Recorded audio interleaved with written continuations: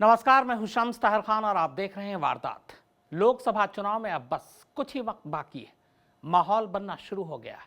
तमाम राजनीतिक पार्टियां चुनावी मैदान में उतरने की तैयारी शुरू कर चुकी हैं। मगर आने वाले लोकसभा चुनाव के लिए तैयारी सिर्फ देश में ही नहीं हो रही, बल्कि सरहद के उस पार भी हो रही है। यह अलग बात है कि उनकी तैयारी का मकसद ही कुछ और है।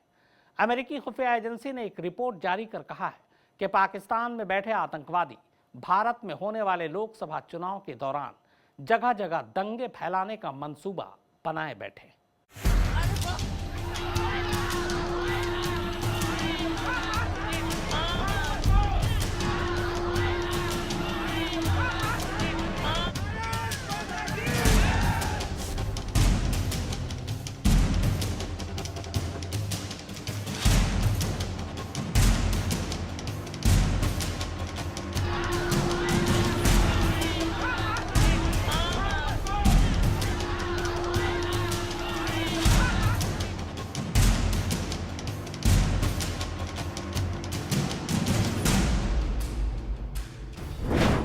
गौरक्षा,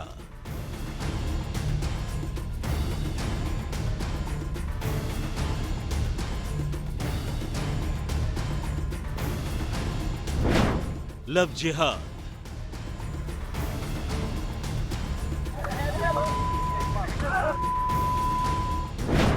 वंदे मातरम,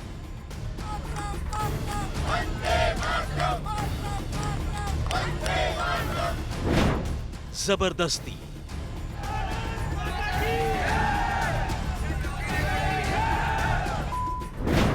और इस सब के बाद अमेरिका की ये चेतावनी।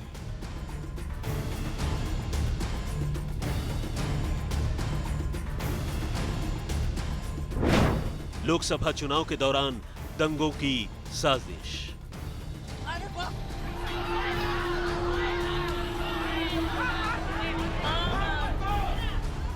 हिंदुस्तान में समझदार लोग ऐसे हंगामों और मारपीट का समर्थन नहीं करते, बल्कि वो कानून पर यकीन रखते हैं। मगर हमारे देश में ऐसे कुछ लोग इधर भी हैं और उधर भी, जिन्हें असंतोष में ही संतोष आता है।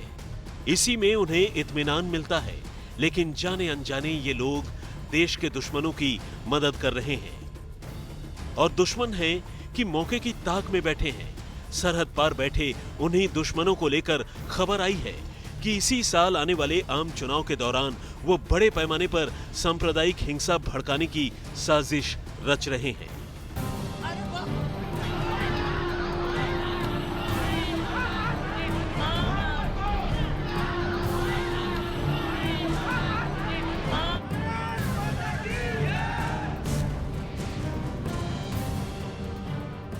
अमेरिकी खुफिया एजेंसी की एक रिपोर्ट के मुताबिक अगर हिंदुस्तानी यूं ही आपस में लड़ते रहे तो पाकिस्तान और वहां पनप रहे आतंकी संगठन लोकसभा चुनाव के दौरान सांप्रदायिक दंगे कराकर इसका फायदा उठा सकते हैं।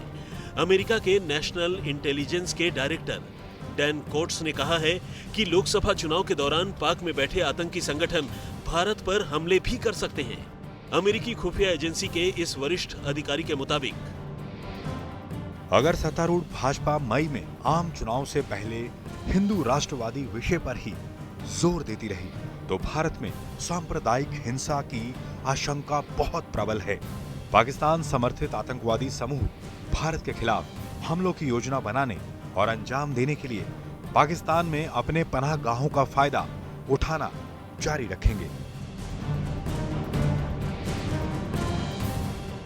भारत में लोकसभा चुनाव होने में अब कुछ महीने ही बाकी बचे हैं। इन चुनावों पर पूरी दुनिया की निगाहें हैं और इन्हीं चुनाव को लेकर आया अमेरिकी खुफिया अधिकारी का ये बयान परेशान करने वाला है। अमेरिका की नेशनल इंटेलिजेंस के डायरेक्टर डैन कोट्स के कहने का लब्बो-लुआब ये है कि अगर चुनाव जीतने या किसी चुनावी फायदे के लिए सत्ताधारी पार्टी कट्टरता पर उतरती है तो ये न सिर्फ खुद भारत के लिए घातक हो सकता है, बल्कि बहुत मुमकिन है कि बड़े पैमाने पर देश में सांप्रदायिक दंगे भी छिड़ जाएं। क्योंकि पाकिस्तान तो हमेशा से यही चाहता है कि हिंदुस्तान में हिंदू और मुस्लिम कभी एक न होने पाएं। पिछले 70 साल में पाकिस्तान का सपना था कि किसी भी तरह इस देश के टुकड़े करो, इस देश को बांटो। 70 साल में जो पाकिस्तान नहीं कर पाया, 5 साल के अंदर मोदी और अमित शाह ने करके दिखा दिया दोस्तों। 5 साल के अंदर मोदी और अमित शाह ने इस देश के लोगों के अंदर जहर भर दिया। जाहिर है पीएम मोदी कई बार सार्वजनिक मंच से ये बात दोहरा चुके हैं कि जो लोग गौ रक्षा के नाम पर या लव जिहाद के नाम पर जबरन लोगों से मारपीट करेंगे उनसे कानून सख्ती से निपटेगा। मगर पीएम की अपील के बाद भी कुछ संगठन देश में आंतरिक हिंसा फैलाने का काम जारी रखे हुए हैं, जिससे पाकिस्तान को अपना मकसद पूरा करने में काफी मदद मिल रही है। ऐसे कुछ मुट्ठी भर लोग गौ रक्षा के नाम पर समाज में टकराव लाने की कोशिश कर रहे हैं। मैं सभी देशवासियों को कहना चाहता हूं, ऐसे फेक, ऐसे नकली गौ रक्षकों से सावधान हो जाइए। आपको बता दें कि अमेरिका में हर साल की शुरुआत में वहां के सभी इंटेलिजेंस एजेंसियां एक रिपोर्ट जारी करती हैं, जिसमें दुनिया भर में होने वाली सभी घटनाओं का मूल्यांकन किया जाता है। इस रिपोर्ट को तैयार करने में सेलेक्ट कमेटी के सामने पेश होने वाले प्रमुख लोगों में डैन कोट्स के अलावा हाल ही में भारत की यात्रा से लौटी अमेरिकी खुफिया एजेंसी CIA की डायरेक्टर जीना हॉस्पिल, FBI डायरेक्टर क्रिस्टोफर रे और DIA के डायरेक्टर रॉबर्ट एशले भी शामिल थे। दक्षिण एशिया पर पेश की गई ये रिपोर्ट 2019 में विश्वव्यापी खतरे पर उनके आकलन का एक हिस्सा था। अमेरिकी खुफिया एजेंसियों की इस सालाना रिपोर्ट में हिंदुस्तान में सिर्फ सांप्रदायिक हिंसा का अंदेशा नहीं जताया गया है, बल्कि भारत पाकिस्तान के परमाणु कार्यक्रमों के लगातार बढ़ने से दक्षिण एशिया में परमाणु सुरक्षा से जुड़ी घटनाओं की आशंका भी जताई गई है। भारत में लोकसभा चुनाव को लेकर आतंकवादियों के मंसूबों पर तैयार की गई अमेरिकी खुफिया एजेंसी की ये रिपोर्ट इसलिए भी अहम है क्योंकि चुनावी प्रचार के दौरान खुद हमारे नेता भी समाज को बांटने वाले भड़काऊ बोल बोलते हैं। ऐसे में सांप्रदायिक माहौल बिगड़ने की एक चिंगारी भी देश में बहुत बड़ी आग लगा सकती है। लिहाजा जरूरी है कि भारतीय सुरक्षा एजेंसियों के अलर्ट रहने के साथ साथ हमारे नेताओं को भी तोल मोल कर बोलना होगा।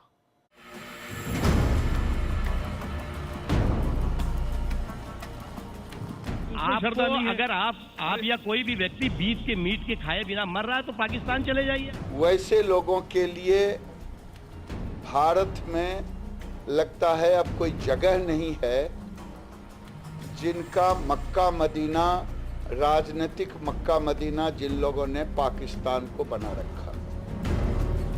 क्या हिंदुस्तानी मुसलमानों को पाकिस्तान भेजने वाले नेताओं के ये बयान सरहद के उस पार बैठे लोगों के मिशन में मदद नहीं कर रहे हैं? क्योंकि यही काम तो एक अरसे से पाकिस्तान करना चाहता है, हिंदुस्तान में हिंदू और मुसलमानों में इख्तलाफ यानी दूरियां पैदा करना। मगर इन्होंने कभी ये नहीं सोचा कि कुर्सी तक पहुंचने का ये साम दाम दंड भेद का फॉर्मूला कहीं हमारे मुल्क को ही खोखला तो नहीं कर देगा। सिर्फ इंडिया और इस्राइल नहीं, मगरिब के मुल्क भी पाकिस्तान के एटमी मिसाइलों की जद में कि बाबरी मस्जिद को वापस लाना है, मां के सर का आंचल बचाना है। बाबरी मस्जिद के विध्वंस का मसला हो या हिंदुस्तानी मुसलमानों पर अत्याचार का मसला, सरहद पार बैठे आतंकियों ने इसे भुनाने का कोई मौका नहीं छोड़ा।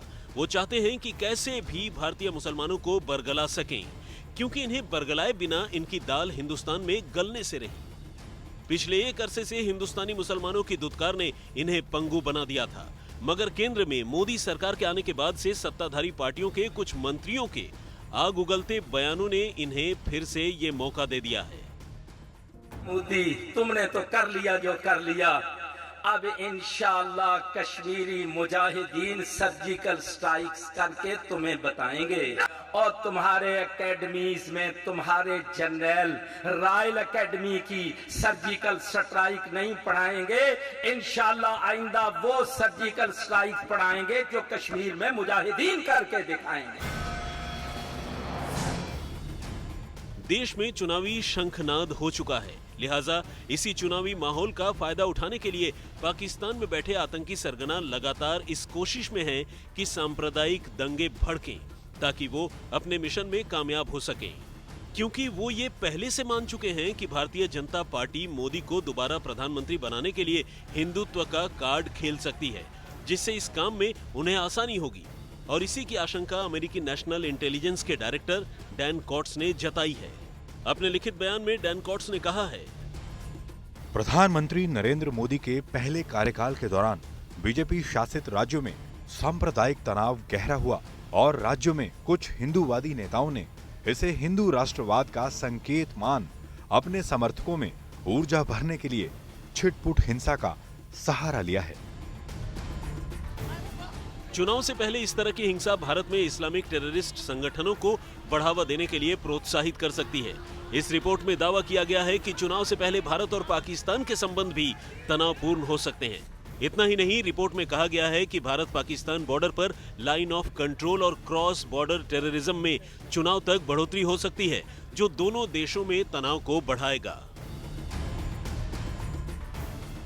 डैन कॉट्स की आशंका बस सांप्रदायिक दंगे के भड़कने भर की नहीं है, बल्कि उन्हें इस बात की भी चिंता सता रही है कि जिस तरह भारत और पाकिस्तान के परमाणु कार्यक्रमों के लगातार विकास और वृद्धि हो रही है, उससे दक्षिण एशिया में परमाणु सुरक्षा से जुड़ी घटनाओं की भी आशंका है। इसके अलावा उन्होंने भारत और चीन के बीच तनावपूर्ण रिश्ते रहने की भी आशंका जताई है। कॉट्स के मुताबिक भारत के प्रधानमंत्री नरेंद्र मोदी और चीनी राष्ट्रपति शी जिनपिंग की दोनों देशों के बीच रिश्ते सुधारने की कोशिशों के बावजूद संबंधों में तनाव बना रहेगा।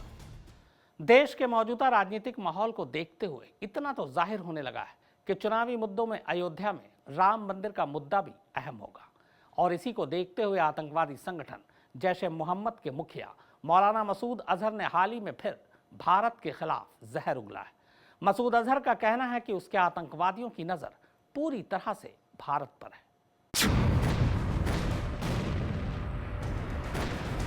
वो राम मंदिर की तामीर का मुतालबा कर रहे हैं। उनके हाथों में तलवारें और त्रिशूल हैं कि बाबरी मस्जिद को वापस लाना है, माँ के सर का आंचल बचाना है। मसूद अजहर के कहने का मतलब है कि वो हिंदुस्तान में ऐसी तबाही मचाएगा कि फिजा में बारूदी रंग होगा और जमीन पर हर तरफ खून बिखरा होगा।